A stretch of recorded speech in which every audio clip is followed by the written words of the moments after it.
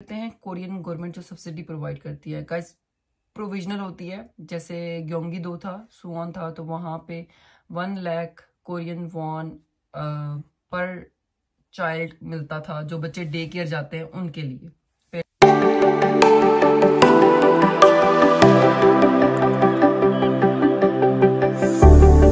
Hello everyone, अस्सलाम वालेकुम, welcome back to our YouTube channel. I hope कि आप सब अच्छे होंगे, खैरियत से होंगे।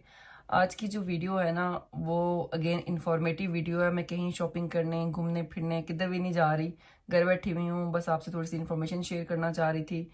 कल मैंने एक वीडियो बनाई थी Korean day care and kindergarten system के बारे में। तो मुझसे कुछ लोगों के सवाल थे कि डे केयर पे थोड़ा और एक्सप्लेन कर दें। तो मैं आज सिर्फ डे केयर पे बात करूंगी कि कोरियन गवर्नमेंट जो है वो सब्सिडी प्रोवाइड करती है, लाइक कुछ सपोर्ट करती है फॉरेनर्स को डे केयर की जो फीस है उसमें, या नहीं करती। और डे केयर की जो फीस है वो कितनी है, टाइमिंग्स क्या है, जो खाना है वो कैसा होता है, या कितने टाइम दिया जाता है। तो इन सारी चीज़ों के बारे में हम बात करेंगे।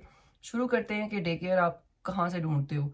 या तो आप गूगल मैप यूज़ कर लो। आप जब लिखोगे डे केयर नियर बाय मी, तो आपके सामने सारे डे केयर्स की लोकेशन आ जाएंगी। यहाँ यहाँ इसी जगह पर डे केयर्स हैं। हमारे केस में हम रहते हैं सुवॉन में, हम रहते थे सुवॉन में, अब हम शिफ्ट हो चुके हैं वहां से। लेकिन दोनों जगहों पे जो अपार्टमेंट्स होते हैं ना, अपार्टमेंट के फर्स्ट फ्लोर पे डे केयर्स होते हैं, उनके बाहर ओरिनिचिप का बोर्ड लगा हुआ होता है बड़ा बड़ा।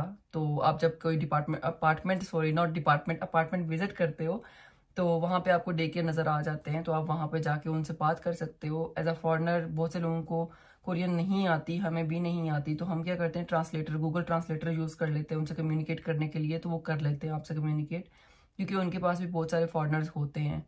और डे केयर में जो इंट्रेंस डेट होती है ना, लाइक जब एडमिशन स्टार्ट होते हैं, सेमेस्टर स्टार्ट होता है, डे केयर में भी सेमेस्टर होते हैं गाइस।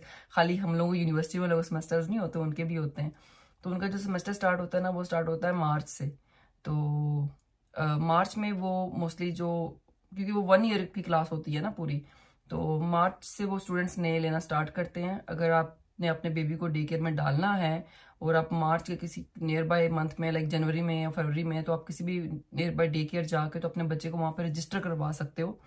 तो वो आपको क्यू में रख लेते हैं। अगर उनके पास जगह नहीं होती, आपको वेटिंग लिस्ट में डाल देते हैं। तो अगर उनके पास जगह होती है तो वो ऑन द स्पॉट आपको बता देते हैं हमारे पास जगह है, तो हम इसको एडमिट कर लेते हैं। ये तो एक प्रोसीजर हो गया।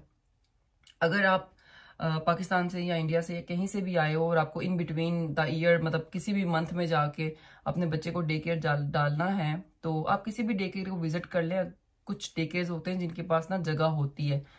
कुछ अगर स्टूडेंट है तो वो छोड़ के चले जाते हैं, अपने बच्चे निकाल लेते हैं डे केयर से कोई भी रीजन हो सकता है। तो समटाइम जगह होती है। हमने भी मिड सेमेस्टर, मिड ईयर ही बच्चों को डे केयर डाला है, तो जगह मिल गई थी हमें 1-2 डे केयर विजिट करने के बाद। तो ऐसा भी हो सकता है, वरना जो ईयर स्टार्ट होता है ना, वो मार्च में होता है डे केयर में। डे केयर की बात की जाए तो पब्लिक और प्राइवेट नहीं होते। जितने भी डे केयर कोरिया में हैं वो सारे के सारे गवर्नमेंट के अंडर आते हैं। और फिक्स रूल है, फिक्स फीस है, हर चीज फिक्स है सबके लिए। कोरियंस के लिए तो डे केयर जो है वो ऑलमोस्ट फ्री होते हैं। उनको सिर्फ 3 या 4 मानन देना होता है, लाइक 50,000 पे करना होता है पर मंथ। लेकिन फॉरेनर्स के लिए ऐसा नहीं होता, हम लोगों को पूरी फीस देनी होती है, जो कि बनती है 4.5 लाख से 6 लाख के दरमियान में, एक्स्ट्रा क्लासेस मिला के और बेसिक फीस मिला के। तो कोरियन वॉन की बात कर रही हूँ, पाकिस्तानी 5-6 लाख की बात नहीं कर रही मैं आपसे, मैं कोरियन वॉन की बात कर रही हूँ। अगर आप इनको कन्वर्ट करोगे तो पाकिस्तानी अब रेट चेंज होते रहते हैं, लेकिन आपका बनेगा तकरीबन 80,000 तक या कुछ इसी तरह से बनता है। लेकिन अब वो जब कोरियन वॉन में आप पे ले रहे होते हो तो आप उसी में आगे पे कर रहे होते हो, तो आपको उस हिसाब से मैं इसलिए बता रही हूँ। तो ये है फीस रेंज। और इस फीस में ना इंक्लूड होते हैं आपके ब्रेकफास्ट, जो मॉर्निंग स्नैक्स होते हैं, लंच आपका होता है, आफ्टरनून स्नैक्स होते हैं। अगेन हर डे केयर का ना जो रूल है वो चेंज है। कुछ डे केयर्स हैं जो आफ्टरनून स्नैक्स के अलग पैसे चार्ज करते हैं, 25,000 कोरियन वॉन, या ज़्यादा या कम भी कर सकते हैं। लेकिन जिस डे केयर में मेरी फ्रेंड की बेटी जा रही है उस डे केयर में ये करते हैं। जिस डे केयर में मेरा बेबी भी जा रहा है वहां पे नहीं एक्स्ट्रा चार्ज करते। वहां पे जो वो फीस लेते हैं, एक लमसम जो अमाउंट लेते हैं, उसी में ब्रेकफास्ट भी होता है, लंच भी होता है, और इवनिंग जो स्नैक्स होते हैं वो भी होते हैं, सब कुछ इंक्लूड होता है। इसके अलावा उस फीस में वीक में 3 अलग टीचर्स आते हैं बाहर से। एक इंग्लिश लैंग्वेज के लिए, जो इंग्लिश लैंग्वेज की एक्टिविटीज करवाता है, एक जिम टीचर होता है जो फिजिकल एक्टिविटीज करवाता है। ये डे केयर की बात कर रही हूँ, 3 माह से जो 3 साल के बच्चे होते हैं उनके लिए जो टीचर आता है। तो ये जो एक्स्ट्रा क्लासेस होती हैं ना, ये स्टार्ट होती हैं 1 साल के बाद, जब बच्चा थोड़ा चलने लग जाता है तो उसको इन्वॉल्व करते हैं इनमें। तो जब 3 माह से या 1.5 साल तक का बच्चा होता है तो उसको इन एक्टिविटीज़ में इन्वॉल्व नहीं करते और उसका आप पे भी नहीं करते। तब आपकी जो फीस होती है वो होती है 4,70,000 कोरियन वॉन। ये जो मैंने पे किया ना, मैं वो आपको बता रही हूँ। डिफरेंट डे केयर का डिफरेंट हिसाब किताब होता है, लेकिन मेन जो होती है ना वो ये फीस होती है। फिर उसके बाद क्या होता है कि कुछ डे केयर होते हैं जो वो कहते हैं कि 9 to 4 हमारा टाइम है, जो ऑफिशियल टाइम है। इसके बाद 4 के बाद 4 से 6 तक या 4 से 7 बजे तक अगर आप अपने बच्चे को डे केयर में रखना चाहते हो तो आपको 20,000 वॉन एक्स्ट्रा पे करना होगा। लाइक पर आवर के हिसाब से वो आपसे 2,000 कोरियन वॉन लेते हैं, तो मंथली आपका 20 या 30,000 बन जाता है। तो कुछ इस तरह से भी करते हैं। लेकिन जिस डे केयर में मेरा बेबी जाता रहा वहाँ पे वो हमसे एक्स्ट्रा चार्ज नहीं करते थे। हम 9 to 6 ही भेजते थे बेबीज को, अपने बच्चों दोनों को, और जो अमाउंट होती थी वो यही होती थी जो मेन उनकी फीस थी।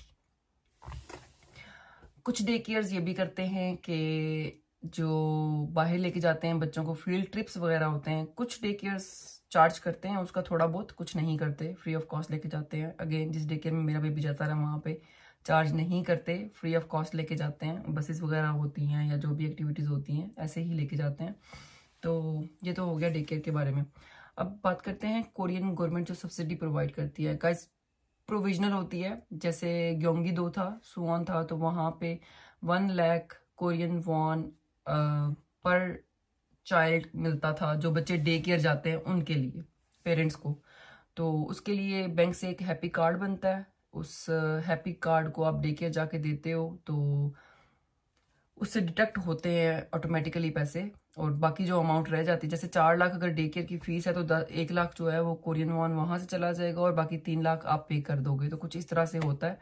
तो कुछ जो प्रोविजंस हैं, कुछ जो सिटीज हैं, वहां पे आपको जो सब्सिडी गवर्नमेंट की तरफ से मिलती है, थोड़ी बहुत जो सपोर्ट मिलती है एज अ फॉरेनर, कुछ सिटीज में मिलती है, कुछ में नहीं मिलती। जैसे सुवॉन में हम रहते थे तो वहां मिलती थी, लेकिन जब वो मिलना स्टार्ट हुई तो हम वहां से शिफ्ट होके इंचन आ गए और यहाँ पे नहीं मिलती थी। तो हम लोगों को ये फैसिलिटी कभी नहीं मिली, लेकिन बहुत से लोगों को मिलती है। जैसे सुवॉन में मेरी फ्रेंड्स हैं और उनके बच्चे डे केयर जाते हैं तो वो ले रहे हैं, तो उनको जो 1 लाख वाला सीन है, वो अमाउंट है, वो मिलती है। लेकिन वो सिर्फ डे केयर तक है। डे केयर से जब उनका बेबी आप किंडरगार्टन जाएगा तो वहां पे ऐसी कोई सब्सिडी नहीं है। जो पूरी की पूरी फीस है वो उनको पे करनी है। किंडरगार्टन पे ना मैं अलग से एक वीडियो बनाऊंगी, क्योंकि किंडरगार्टन यहाँ पे 2 तरह के होते हैं, गवर्नमेंट एंड प्राइवेट, है। उनका लंबा चौड़ा हिसाब किताब और वो बिल्कुल डिफरेंट है डे केयर से।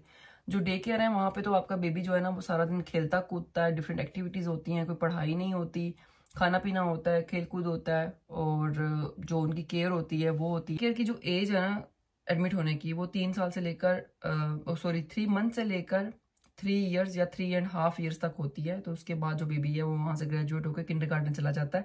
वो भी ग्रेजुएट होते हैं गाइस।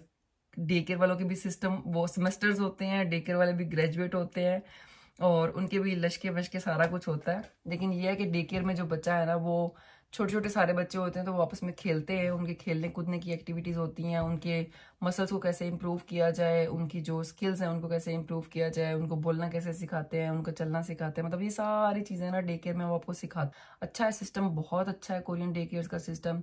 लेकिन जो मतलब हमारे लिए सबसे बड़ा डिसएडवांटेज ये है कि हमें कोरियन गवर्नमेंट की तरफ से सब्सिडी नहीं मिलती। जो कोरियन पेरेंट्स होते हैं ना, उनको पूरी फीस का सिर्फ 30,000 से 50,000 कोरियन वॉन पे करना होता है।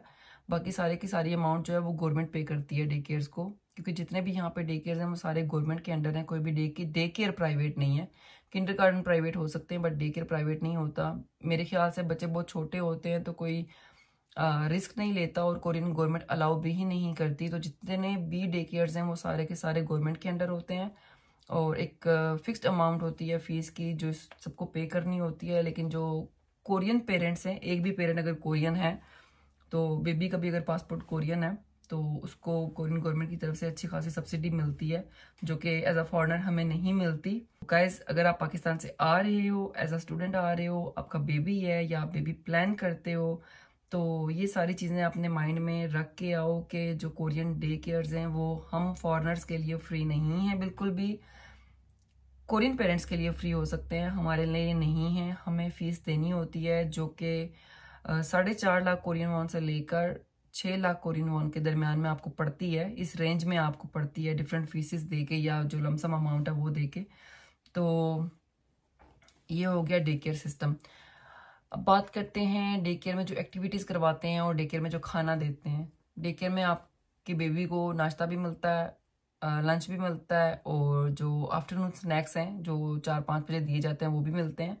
और डे केयर में जो बेबी है उसका एक फिक्स नैप टाइम होता है, सोने का टाइम होता है। लंच के बाद 12 से 1 बजे लंच टाइम होता है। 1 से जो 3 बजे है ना वो आपके बेबी को वो सुला देते हैं, और उस दौरान उन्होंने डे केयर के बाहर लगाया होता है कि आपने 1 बजे से लेकर 3 बजे तक बेल नहीं बजानी क्योंकि अंदर बेबी सो रहे हैं। तो ये लोग इतनी केयर करते हैं कि इस ड्यूरेशन में ना तो आप बेबी पिक करने जा सकते हो, ना ही आप बेल बजा सकते हो।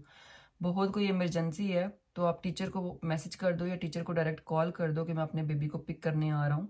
तो ये उनका नैप टाइम है और ये खाना है जो उनको डे केयर में मिलता है। इसके अलावा अगर आपका बेबी डे केयर में बीमार पड़ जाता है, बहुत इमरजेंसी कोई हो जाती है या उसको चोट लग जाती है, तो डे केयर वाले खुद उसको हॉस्पिटल ले जाते हैं। लेकिन अगर कोई सीवियर मसला नहीं है या सिर्फ रनी नोज है या टेम्परेचर फीवर है हल्का सा बेबी को, तो आपको कॉल करके बताते हैं कि आपके बेबी को फीवर है, तो आप उसको ले जाएं आके और चेकअप करवा लें। तो ये भी सिचुएशन हो जाती है, लेकिन मोस्ट ऑफ द केसेस ना वो खुद भी ले जाते हैं क्योंकि उनको पता होता है बेबी की हिस्ट्री जो है। और डे केयर में ग्रोथ चार्ट होता है बेबी का एक। जब आप बच्चे को डे केयर में एडमिट करवाते हो ना तो आप हॉस्पिटल से एक ग्रोथ चार्ट बनवाते हो अपने बच्चे का। उसमें उसके हेड की जो मेजरमेंट है, उसकी हाइट, उसका वेट, वो और बच्चा एलर्जिक है या नहीं है किसी चीज़ से, तो वो सारी चीज़ों के टेस्ट होते हैं और वो सारी रिपोर्ट आपको डे केयर देनी होती है। और आपको उनको बताना होता है कि आपका बेबी किसी फूड या किसी मेडिसिन या किसी चीज़ से एलर्जिक तो नहीं है, ताकि वो उसका ख्याल रख सकें। तो गैस सारी बातें बताने का मकसद यही था कि जो भी लोग पाकिस्तान, इंडिया या कहीं से भी आते हैं और वो डे केयर ढूंढते हैं और उनको कंसर्न होता है, मैंने देखा हमारे पाकिस्तानियों को बहुत ही कंसर्न होता है बच्चों को डे केयर भेजने में, बहुत ज़्यादा कंसर्न होता है कि पता नहीं कैसे ख्याल रखेंगे, क्या सिखाएंगे, क्या नहीं सिखाएंगे, क्या करेंगे। तो गाइस मेरे ख्याल से टेंशन लेने की बिल्कुल भी ज़रूरत नहीं होती क्योंकि वहाँ पे बहुत अच्छा ख्याल रखा जाता है। बहुत ज़्यादा एक्टिविटीज़ होती हैं कि हमारे बच्चों को छुट्टी करवा दो ना तो वो कहते हैं कि यार हमने डे केयर, हमने जाना, आज हमें छुट्टी क्यों करवाई है आपने। लाइक उनको इतने पसंद है डे केयर। मैं भी, मेरी फ्रेंड्स भी, लाइक जितनों के भी बच्चे डे केयर जाते हैं ना हम सब बहुत सेटिस्फाई हैं। उनका सिस्टम बहुत अच्छा है, मैनेजमेंट बहुत अच्छी है, टीचर्स बहुत अच्छी हैं और सारी की सारी जो टीचर्स हैं ना वो क्वालिफाइड होती हैं, एजुकेटेड होती हैं। जो अर्ली चाइल्डहुड एजुकेशन होती है उन्होंने ली भी होती है। कोई भी अनाड़ी आपके बच्चे को नहीं संभाल रहा होता कहीं पे भी। यूरोप में मैंने सुना है कि कुछ प्राइवेट डे केयर्स भी होते हैं, लेकिन कोरिया में ऐसा नहीं है। जितने भी डे केयर्स हैं वो सारे के सारे ऑथोराइज्ड हैं, सारे के सारे गवर्नमेंट से रिकग्नाइज्ड हैं। तो आप आराम सुकून से अपने बच्चे को डे केयर भेज सकते हो। ये था मेरा आज का ज्ञान। तो गाइस मुझे ना बहुत टाइम से लोग ऐसे क्वेश्चन पूछते थे, लेकिन मैं व्लॉग्स बनाती थी मोस्टली, तो मैंने सोचा कि मैं थोड़ी सी इन्फॉर्मेटिव वीडियोस भी शेयर कर देती हूँ। मेरा क्या जाता है, मेरी तो खैर आपका भला हो जाए तो वही अच्छा है। तो मेरे चैनल को सब्सक्राइब करना मत भूलिएगा एंड बेल आइकन दबाना मत भूलिएगा अगर आपको इसी तरह की इन्फॉर्मेटिव वीडियोस जो हैं और भी चाहिए तो। एंड आपके कुछ क्वेश्चन हो या आप कुछ जानना चाहें कोरिया के बारे में तो आप मुझे कमेंट करके बता सकते हैं या मुझे इंस्टा पे DM करके बता सकते हैं। मैं दोनों जगह पे एक्टिव होती हूँ, मैं रिप्लाई भी करती हूँ। तो मिलते हैं इंशाल्लाह आपसे नेक्स्ट व्लॉग में, तब तक के लिए अल्लाह हाफिज़, बाय बाय।